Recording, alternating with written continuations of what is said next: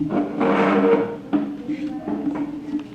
going to make this very informal and whatever, but Publicity and Promotion tonight with Joel McCormick and Ian Cameron instead of Marcia Tratt. Cora Ann from the Georgian could not be here, so I will give a very brief rundown of what I know about newspaper advertising. And if Joel or Ian knows any more about it, please feel free when they're talking to add what they can. The first consideration in terms of your ad is the design, and usually they will help you with design. However, my experience has been, especially with the newspaper like the Star, that they make a lot of mistakes. And somehow what they show you that this is the final copy and what goes into the paper are not always the same for sure. And you can get a certain rebate on your ad, I guess the amount of money they charge you, but it's not anywhere near what you feel it should be worth, especially if you have a really fantastic design and it doesn't go in like that.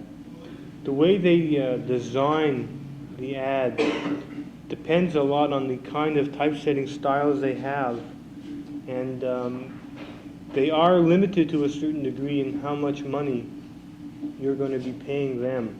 If you're a major account, you'll get a lot more service than if you're just coming once. Usually it's good to hand in a design that a friend of yours or a graphic artist or somebody has done. And usually what happens is you have a master, they do a shot of it and they can reduce it to any size you need, and this is generally what happens, and they give you back your master. Brian McDowell, who's sitting over here, did a lot of our newspaper advertising for us. He would design graphically certain advertisements. They would be sent up to the Georgian. They would be shot at the typesetters. They may or may not add words to it. They were usually reduced, and they came out fairly well in the newspaper. On the subject of deadlines, with the Georgian and the Loyola News, the issue dates, you have to get it in at least 2 days before if you're going to make it at all. So for the Georgian, which comes out twice during the week, which is every Tuesday and every Friday, you have to get it in by Wednesday at noon for the Friday issue and Friday at noon for the Tuesday issue. Depending on who you are and how much pull you have, obviously if you're a little bit late, they're not going to hassle you too much. Cora Ann did a lot of designing for us. There was a service charge, I think of 1.5%, or a certain amount of money per agate line. Now I don't exactly know how big an agate line is, and hopefully Joel will be able to give us some information there. It's tiny. It's tiny. How many agate lines to the inch? Oh, gee, I don't know, but it's, I was in there the 12 or 14. So what they use is the agate line, and you're charged by the agate line, and then you have to figure out, how big your ad is going to be. The Loyola News comes out every Friday. The advertising deadline is Wednesday, and basically the number of copies on both campuses that are distributed is quite large. At Sir George, especially because of the evening students. On the Montreal Star, it's more expensive to advertise on the weekend, Saturday edition, than any other issue, especially if you specify the page. You're going to pay at least 10 to 15% more. So you also have to be prepared to have your ad in on time and even earlier, especially on the weekend, because they have a very heavy load. And if it's a concert or something that's going in on the weekend, you should be there very early in the week. And also, if you want to get something in the Montreal scene or something like that, it's 6 weeks to 2 months before. And we have at Sir George a translation office that they can translate anything into French. It's free of charge, and it's in your directory as well. We have an advertising office at Sir George that's also in your directory. They will submit and design the ads for you, and they will send the bill to you about 6 months later, which has been our experience. So I'm going to now ask Joel McCormick to come up. He is the university editor. Now, I think Joel can tell you more what a university editor does, but those of you who have been reading for your information, it is Joel's office and Joel who is in charge of that publication. Joel?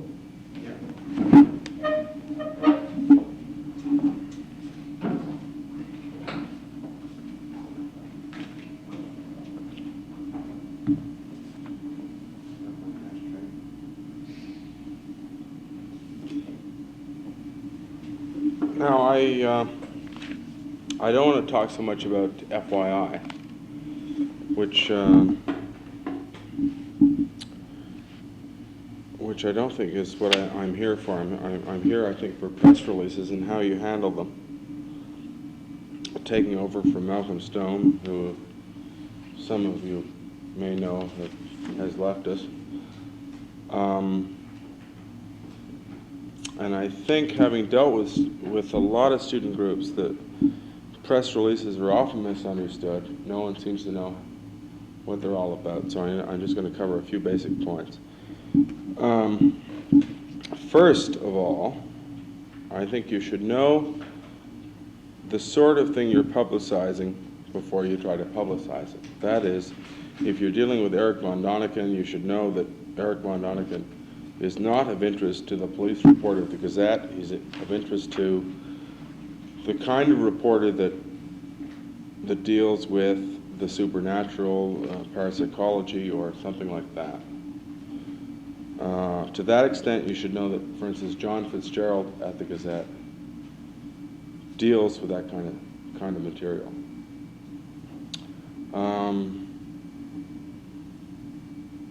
In that sense, I think you should know what media you're dealing with.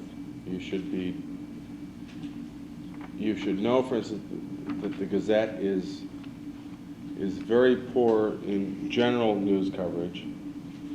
It's very good in specialized news coverage. For instance, it will send out John Fitzgerald and Eric von Daniken. It won't send out all the general news editors on a whole lot of perhaps more minor events. To give an example, I can't think of an example at the moment. I'm just reading from loose notes here. You should be aware, apart from who you're aiming your material at, you should be aware of the timing of the event. The latest example I have, the geography department wanted an open house, expecting a whole batch of CEGEP students to come rolling into the geography department. The unfortunate thing was the geography department had scheduled their open house right bang in the middle of CEGEP examinations. Right? Very poor. Don't do that. So you should have some idea of the kind of audience you're attracting and what they're doing at a particular time. Just factual information. Make sure your room, time, the names of the participants are spelled correctly. Conditions of admission, you should always mention whether they're free or what admission charge you have, are absolutely correct, because frequently they're not. The stuff that we're handed is very often inaccurate, and it's very annoying for people who do come to universities for entertainment purposes, for educational purposes. They come down and frequently they don't have much money, and all of a sudden they're knocked over the head with a $1 or $1.50 admission charge, and they didn't plan on it, and you have a couple that come in expecting a free evening, and they're already out $3, which was supposed to pay for their dinner. So it's important to remember that you should be absolutely clear with people before you bring them down here, that the conditions in which they're coming down here. On the actual press release, which I may be writing, which you may be writing and handing over to me, it's really valuable to have as much background information as possible.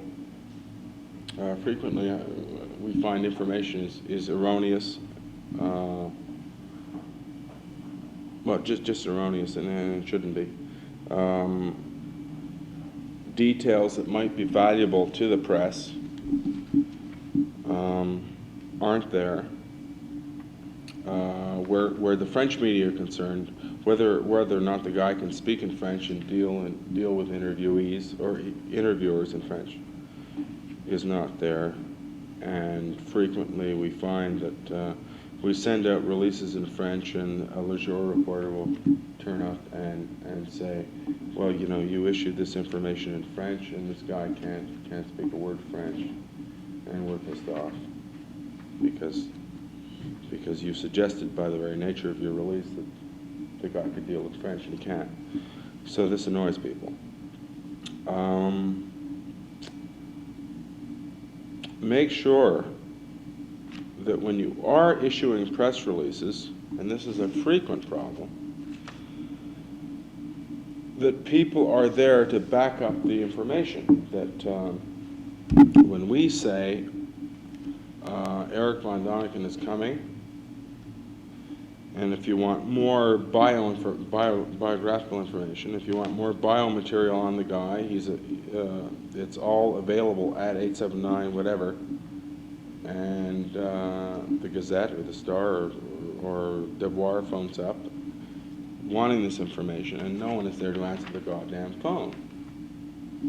And that frequently happens. So that if you do send out material, make sure there's someone there to answer the phone. Very basic stuff. And make sure anyone else that you use as a second is there to back up or to answer the phone, and everyone has a copy of the release that you need. Let me see.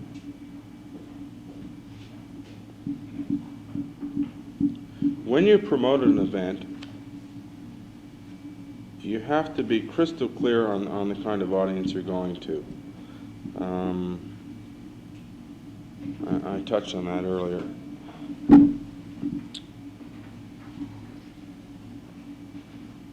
If you have, say, who's been here? Who's been here in the last year? Besides Ron Donovan.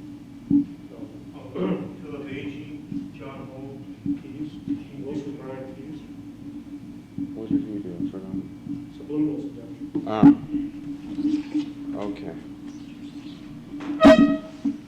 Okay, let's say the subliminal man should have been geared right from the outset to the business pages. They depend a hell of a lot on advertising revenues. Advertising to a large extent is their business, and they would like copy that is story material around advertising, and that should have been directed to them. I don't think it was. I think I'm fair in saying that, Brian. That Keys wasn't directed to the business page. No, it wasn't even covered. Exactly. I think if he was directed to the business pages, that might not have happened. In other words, you should be sure that if you have a guy who's talking about subliminal advertising, you be clear on the fact that this is of no interest to entertainers. This is generally of no interest to the general news pages, but it's of a pretty strong interest to the business pages, because that's where advertising is aimed at. That's where the business pages make their money, and that's the name of the game. So you have to interest you have to interest the readership of the section. You know, if you're talking about advertising, that should go to business. What else? This applies too to radio. Radio is often forgotten. People use print as a medium of record, but they forget that radio speaks to many more people than print does. Many more. CBM, for instance, which is has the lowest audience rating of any radio station in the city. It also has the highest. Its audience has the highest intelligence or educational rating of any radio station. Is twice that of the Star. Many more people listen to CBM than read the Star. So you should remember radio, and the three principal programs there are chronologically Daybreak, the producer of which is Margaret Davidson. She's a very approachable lady. These are all magazine programs. There are three essentially. So if we wanted to get to Daybreak, will we contact you, or would we? Well, yeah, that's it'd probably be best. Contact Yeah. the information. Yeah.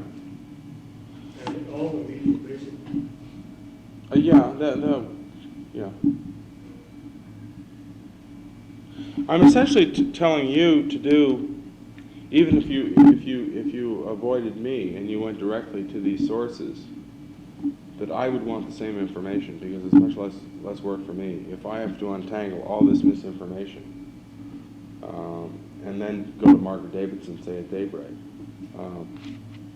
Even if you did do that and you went to Margaret Davidson, she'd have to do the same work, so it's much easier all around if we get the same information, the same sort of information. But I suppose it's best, since I have to deal with everything else concerning the university, if you people would deal with me. Well, we would contact you, and you would contact them, basically. Yeah. And this is the way it should work. Yeah. So This is not to say that you should never dare approach them. But I am saying that since I have a daily contact with these people, that I'm probably useful in conveying whatever you have to say to them. We've heard how much delay the news program on the Montreal Star Gazette. How much delay should we allow for the radio announcements?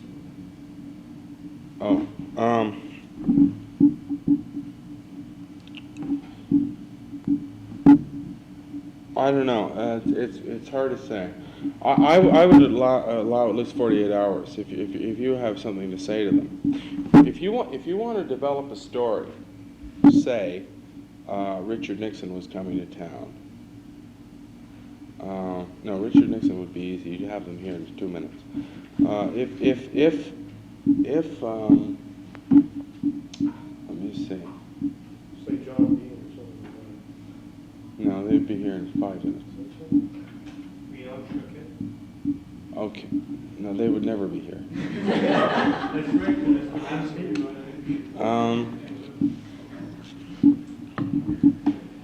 Let's see. A medium story. Joe Clark, leader of the opposition, came here, and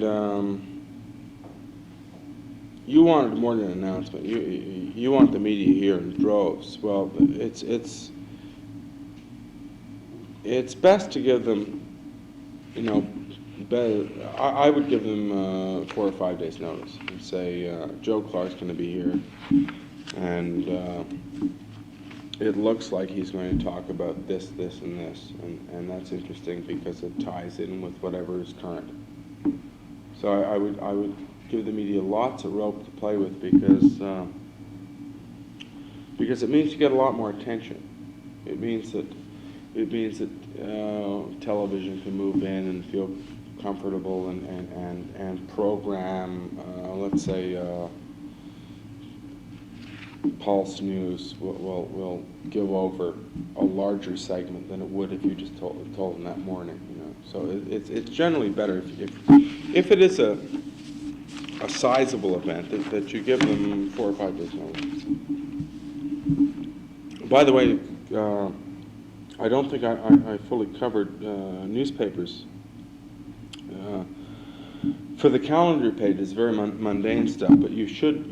They call for a week's notice.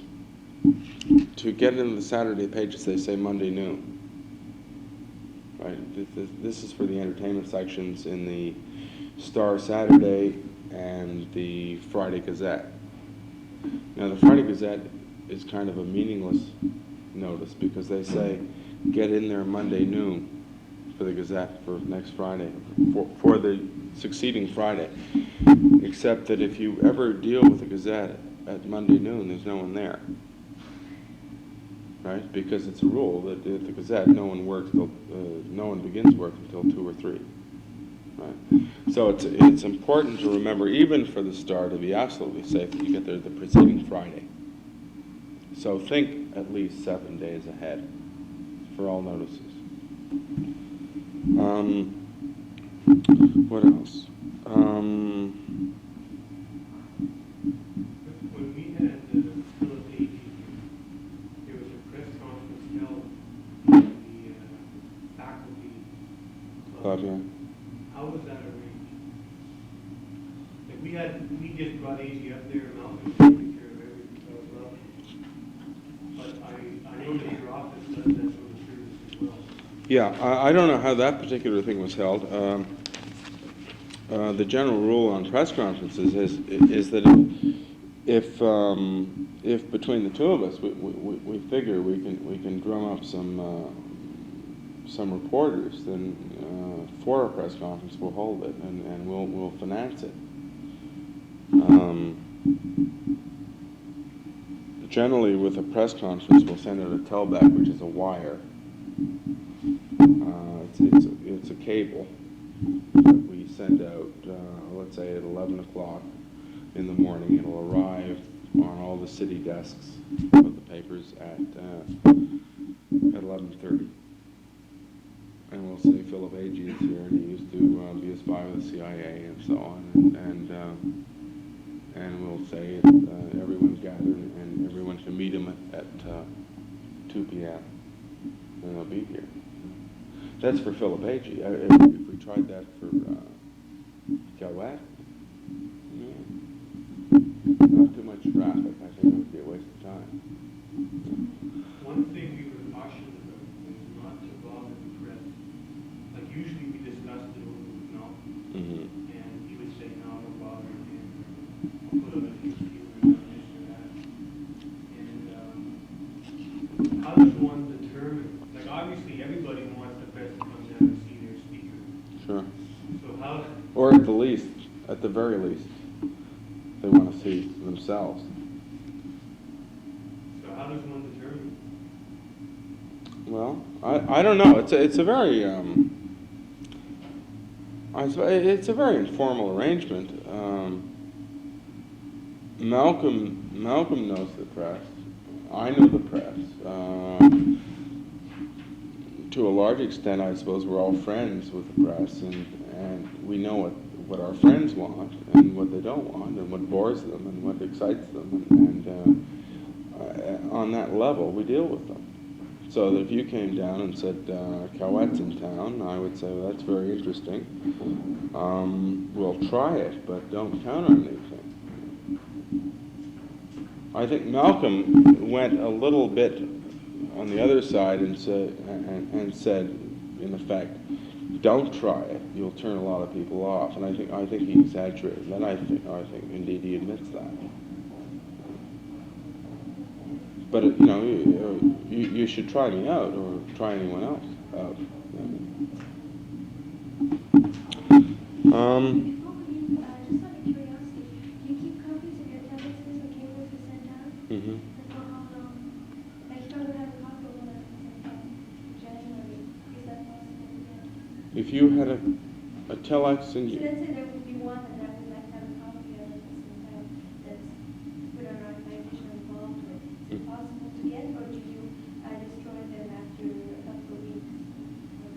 sorry, that sounds sort of, sounds like sort of Philip Agee language. We destroy the message after it's delivered. We don't. If you're looking for something in particular that happened last January, I'll help search it out. You have to understand that a lot of our records were screwed up. I don't know if you're familiar with our office, but it went through a number of changes in the last 3 months or so. I'll try to look it up. Did you send out something? Well, there was something missing. What was that concern? Well, it was about the announcement campaign in January. The first thing we sent out, and I'd be interested in using it again. Well, I'll look it up for you.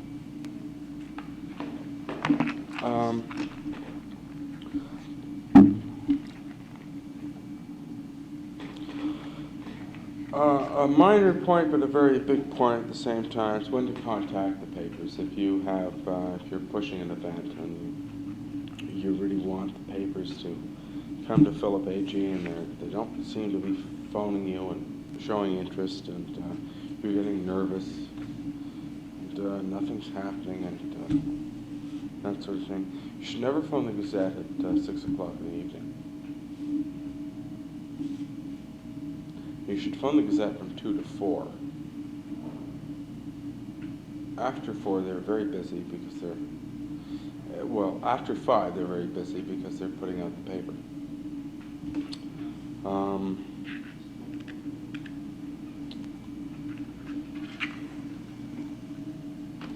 The Star is very bad from 9 o'clock to 11 o'clock, generally speaking, because they're putting out their Metro edition, because that's putting out their Bulldog around 6, or the deadline for the first edition is 6, I think, or it used to be. It's somewhere around there. The best time to phone the Gazette is between 2 and 4. I think the best time to phone the Gazette is the Star is between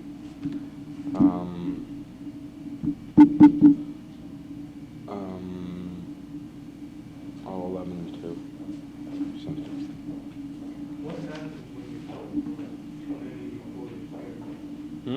Sometimes you get a reverse situation when they're swarming all over you. Yeah. So how do you? You just enjoy it. Not always. If the speaker's on a very heavy schedule, Yeah. it's impossible to give interviews. So you just have to, like, basically you have to say no, but it becomes sort of an awkward situation sometimes. Well, I think that's determined by the level of speaker. If it's Jack Kennedy, it would be understood that, or Ted Kennedy, it would be understood that he's a busy man, and it's not an insult from Concordia to the reporter. It's just the nature of the beast that Ted Kennedy has to move on. If you have to be forceful sometimes to protect Ted Kennedy from the droves, and he has to move on, then you have to do it. But I think in the end it's understood. I think it's important not to be needlessly rude, as I've seen people be, to journalists that, you just have to play that by ear. There's no rules for that, except be polite generally. I think if you're polite, I think that's all you have to be.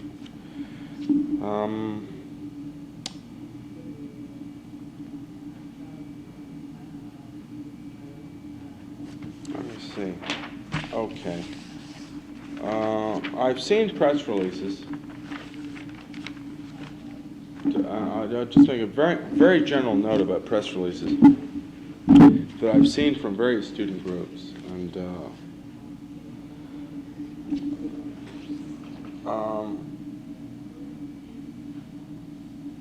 just a few points. I find generally student language to be very verbose. Very, very verbose, or just verbose. Often inarticulate beyond belief, and I find students very often use oversized words for very undersized understandings of their meanings. And you have to remember, apart from everything else, the editors are very average Joes. They're man off the street kind of creatures, and they don't like others trying to prove that they know bigger words than they do. And frequently, this pisses them off. And if it doesn't piss them off, they don't understand what you're talking about. If they don't understand what you're talking about, it's filed. Any information you pass on is filed. Filed means, right. So just be precise, concise, cogent, just to the point.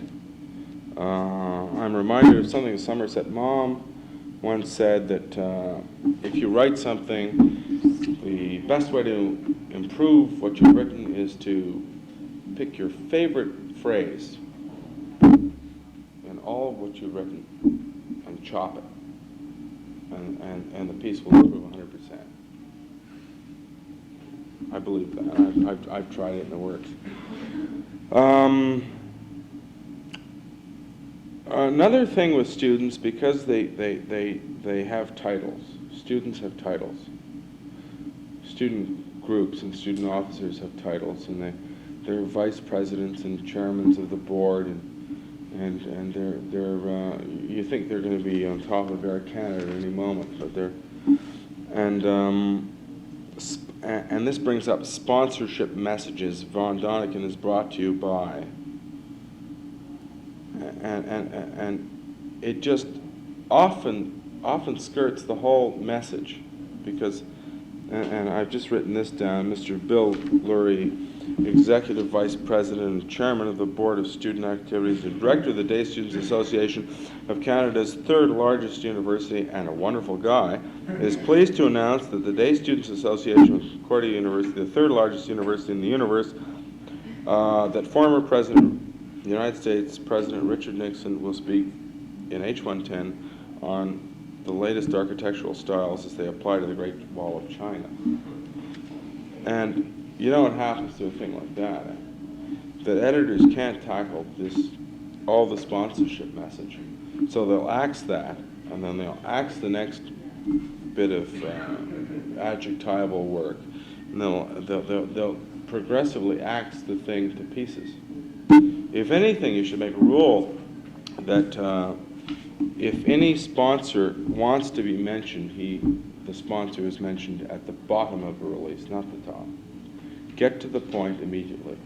In this case, it's Richard Nixon will speak at Concordia July 1st, period. And that'll get them here. But if they find Richard Nixon in the bottom of the 18th paragraph, it's lost. And with that, I've concluded my message. Are there any questions? Got any do's and don'ts for inclusion in a release? Like you just spoke about, put Nixon at the top. Do you logically move on to say who he is after that, or no, we don't have to? Any form of format or drawing up a release? I think the essential thing with releases is that you tie it into what's current in the press. To give you an example, I had to deal with a pretty dull report or survey of ethical attitudes to business decision making, which was a report out of the Faculty of Commerce. So with that, I said, well, what did we do with this? This is pretty dull stuff, isn't it? But I said ethics, business. There's a Lockheed aircraft scandal on now, and that reflects on the whole ethical attitude in business, and how indeed industry is as bad as the White House is. The president is evil. The American president is evil. Every corporate president is evil, in fact. So the lead in that thing was timely news. In light of the Lockheed scandal, Concordia has just released a report on ethical standards in Canada. And that got big play. I mean, you know, for a very dullish report that wouldn't normally make it in a professional journal based out of, you know, some far off campus of the University of Michigan, we got big play in the Globe and Mail and Financial Post and the Gazette and the Star, which is pretty good. So was your presentation that changed the attitude of the article? It changed the play, certainly. If you tie anything into what's, you see, to get into media, you have to be a media consumer. You have to listen to radio programs. You have to know what they want.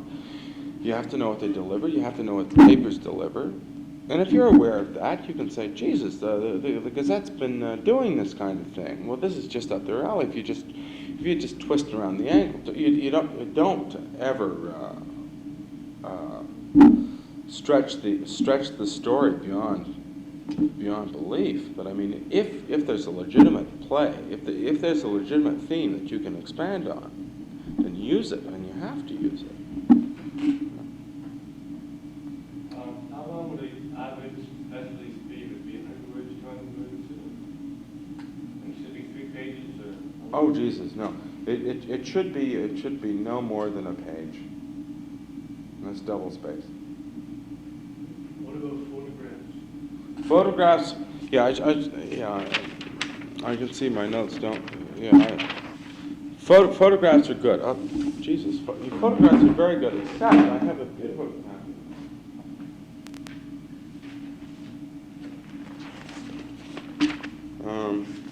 Photographs are good, you see, because I'll touch on photographs quickly. The Gazette, for instance, was. Newspapers are very informal groupings of people. They do things the way everyone else does things. They're highly disorganized. At Christmas, for instance, there was not one photographer at the Gazette who had a camera, because all the senior editors wanted to take the company cameras home to take pictures of the kiddies by the Christmas tree. It's true. So,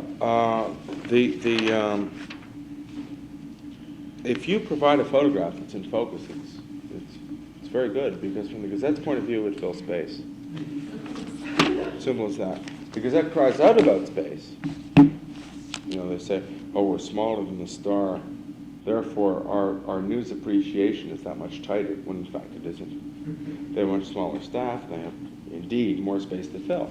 I mean, there's a report at the Star who does nothing but hide behind. Has anyone been in the Star editorial room? Well, the Star editorial room is like the old Forum when it used to have pillars, and you couldn't see center ice if you were. Well, it's at the Star. It's center ice can't see the reporter, and there are several reporters that hide behind this pillar from the city desk, so they are never called on assignment because the city desk never knows of their existence. And it's the same thing. It's everyone's lazy, and no one.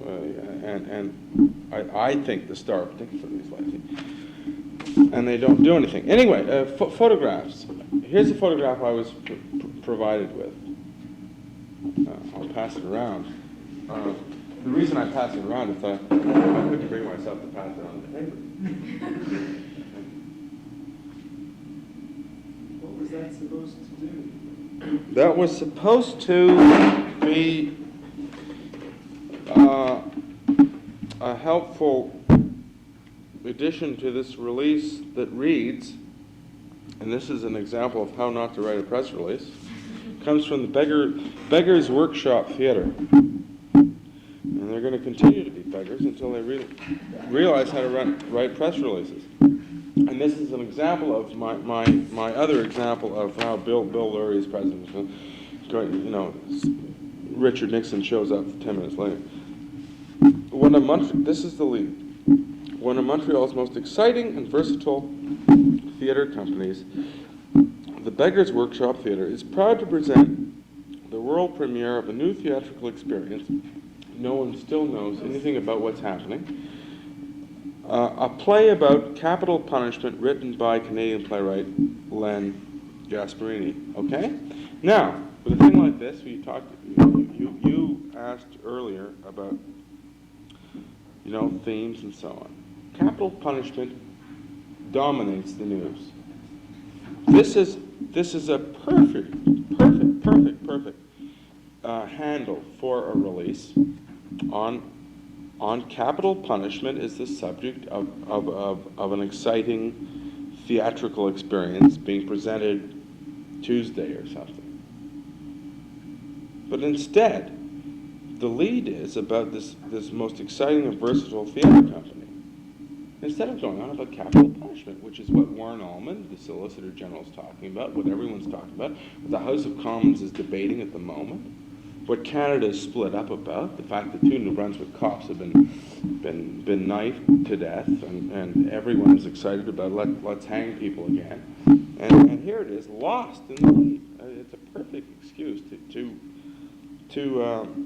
and I would wager this will never see the light of day in any paper. And it's just because this group, which was obviously trying to ego stroke itself, was talking about how versatile and imaginative and everything else it is, or was, or perhaps will be, but never got to the point, which is capital punishment. And that's good material. You submit a press release, and you submit it, it's on the desk. I've seen this happen to ours, is that you'll see exactly the copy of the stuff. Copy verbatim. So I feel it's helpful to write descriptively, within a certain limit, obviously, but world-renowned, incredible style. You find that gets in the Star? Yeah, that's been my music. I think that's a reflection of the Star, somehow. No, I find it best to write. The general rule is, among Canadian papers, well, I suppose the same is true of American papers, is that you write how the principal wire service writes. That is, Canadian press in Canada, American press in the United States. That you avoid the adjectives at all times. If you imagine, for instance, adjectives are good to avoid anyway. If you imagine, for instance, the effect of my saying to you, you are in big trouble.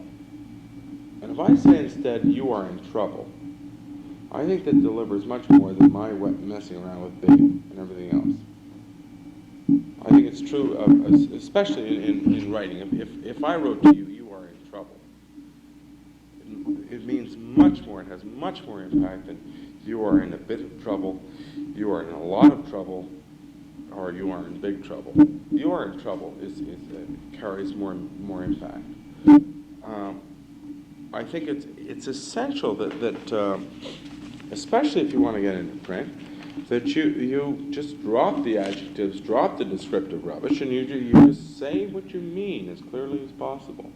I think if you find yourself in the Star now, you'd probably find yourself in the Star much more frequently if you avoided the whole verbosity that especially student language has become. It's just in circles, and you twist around. There are 2 words that really disturb me. One of them is not English. Well, they're both not English in that sense. One is firstly, the word does not exist. Really, if you look it up in the dictionary, a good dictionary. The other is presently, which is misused constantly. You know what presently means?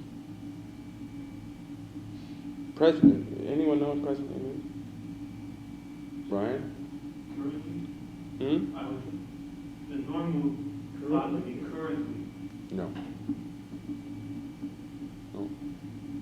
It means the immediate future. So, if I said to you, presently, I will leave the room, that is right. To say, presently I am in the room is wrong. There's no such animal. It's at present I am in the room. Okay? But all students say presently. Another thing students say is firstly, because they're dying to say secondly. Secondly is right. Firstly is wrong. It goes first, secondly, thirdly, fourthly. Fifthly, you begin to sound a bit stupid.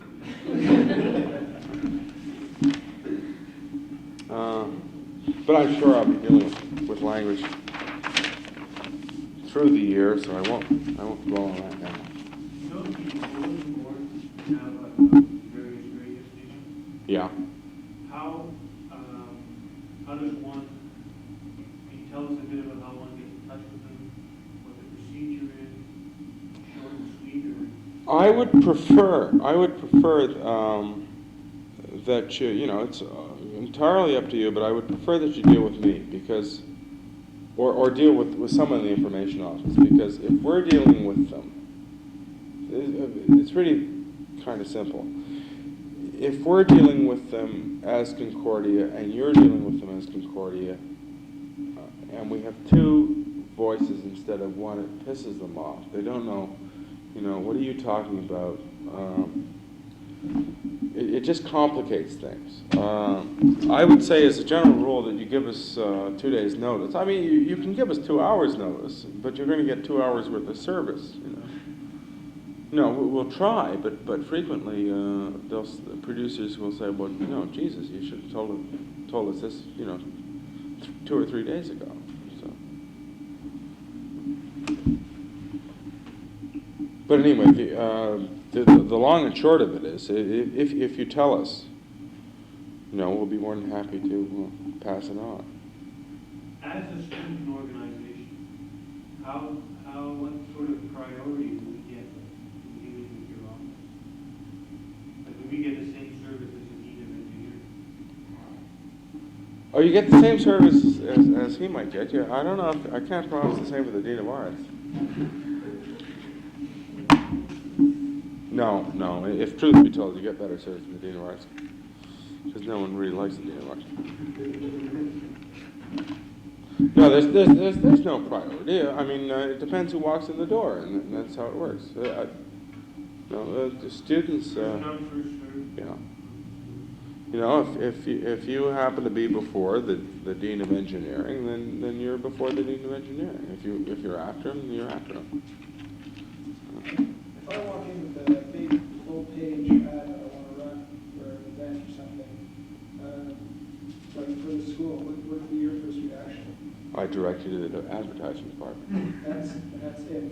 Well, no, I used to handle advertising. I used to be a copywriter. You know, I used to do all these things. Well, of course, just a personal kind of thing. I like to look at it, criticize it.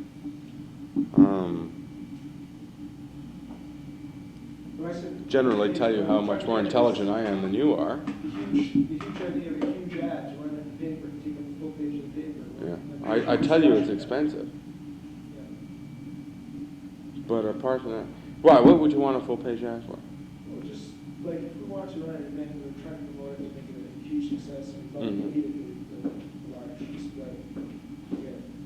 But what would you say? You said right now that you thought, what would you do a full page ad for? So that sort of says you don't need that style. But what a good size be for that? Well, I wouldn't want to speak for someone else.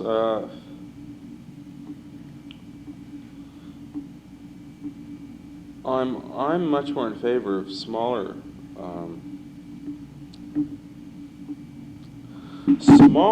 deliveries than blockbuster deliveries. You know, I think it's a great big waste. I think, for instance, if you got an 80-line over 2 ad, and you blocked off 80 lines and you use 40 lines, I think you have, and you float your message. I think you're probably much better off than you are spending all this money. You know, I'm attracted by blockbuster ads. I've been dickering with friends to buy a page in the New York Times for my particular message, or our particular message, but I know that the New York Times costs a lot of money. When I used to do advertising at the university, we would buy a little tiny ad, you know, maybe 40 over 2, and it would cost us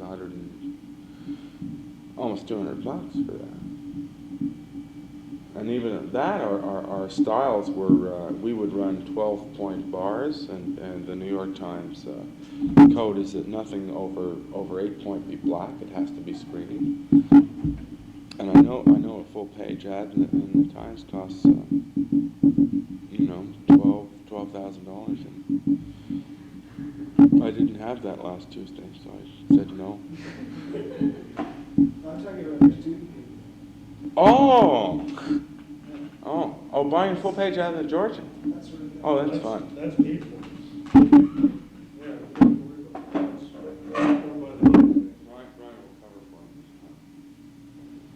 Well, the full-page ad would be paid for by the DSA. Now, this type of advertising here is beyond the budget of the DSA, except for this "Wanna Come to the Easter Outreach," this one here. The Snoopy dog. This one here is this type of ads that the DSA should use. This type of advertising here is very expensive.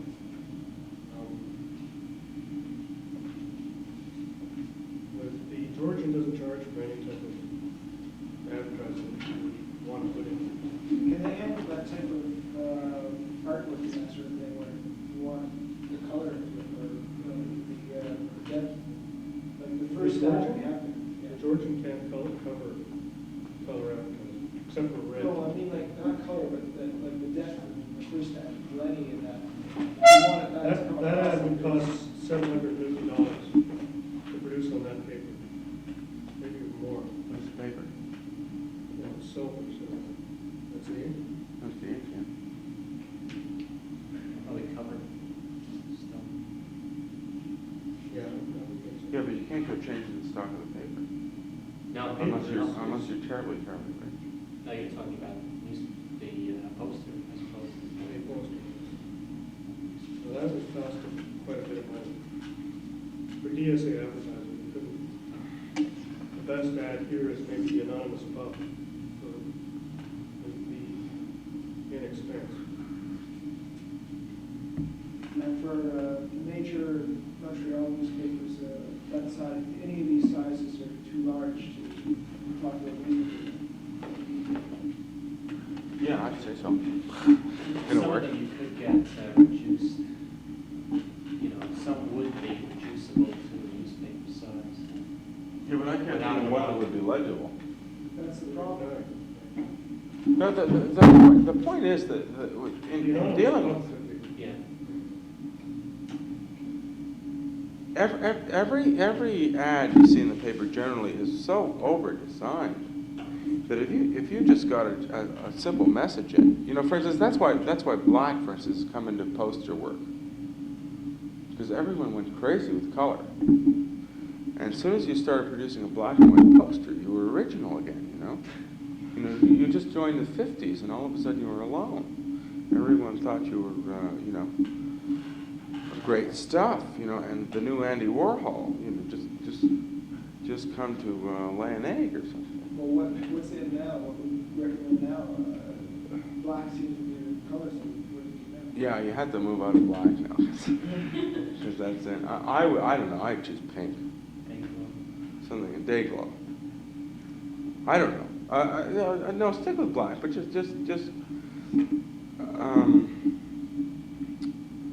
just keep the over-design down. You know? Just get your message. So many messages now are so over-designed that you have you need a decoder to understand what's going on.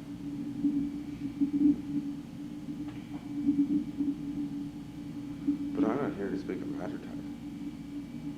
Who's here to speak of advertising? Posters. Well, just look at these ads here. Which ones can one understand? The orange one up there looks interesting, but you can't really understand it.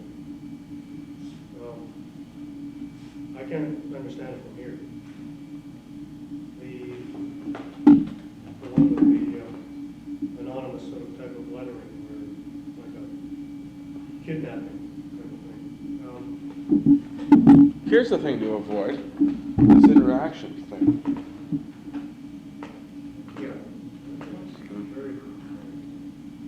That's on the wall, in the classroom. Yeah, that's very silly, you know. I'm sort of old-fashioned, you know. You should have an A that looks like an A and a B that looks like a B, even if it's sans serif, you know. And then you get your, yeah, sort of.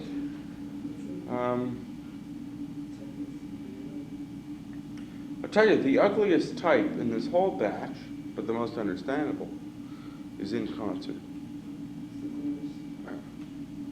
It's sans serif and it's just there. It's not very pretty, but Don McLean stands out. And the Persuasions. And it's brought to you by some sort of beer company. Schaefer. That's the beer brewery, not the pen company.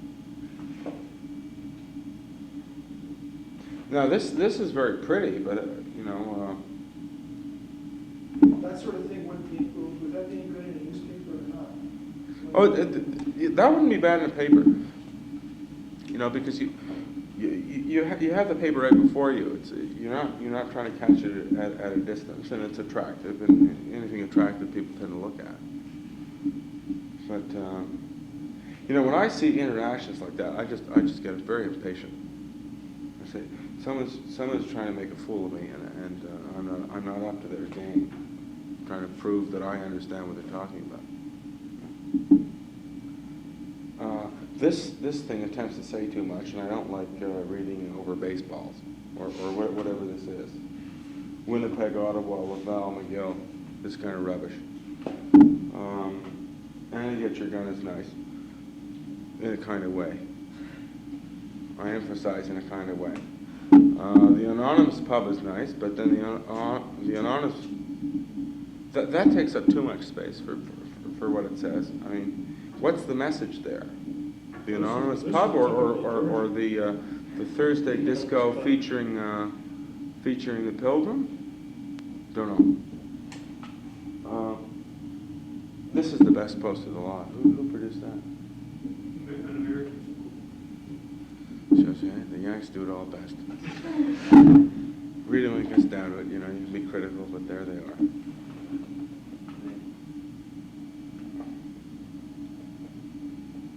Who produced this? The film?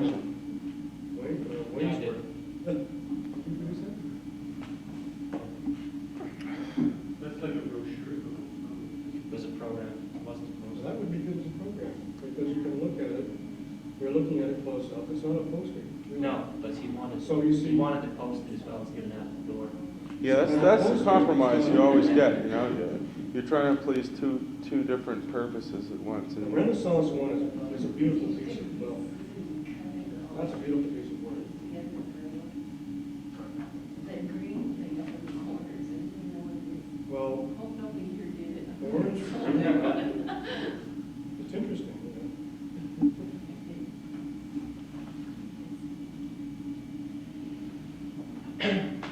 Joel, if you're finished, maybe I'll, what? Ian, Oh, Ian wants to move in? Oh, right, talk. Okay. okay. Anyway, if anyone wants points written down, I have them kind of half prepared. But if anyone wants to leave their name, I'll have it delivered to them. Or they can pick it up. At the office, we're now in Bishop Court in very opulent surroundings. What, basically. Beams all over the place. I feel terribly important. You should Indeed, I am contact the important. education department about everything. All lectures, first of all, for publicity, you should contact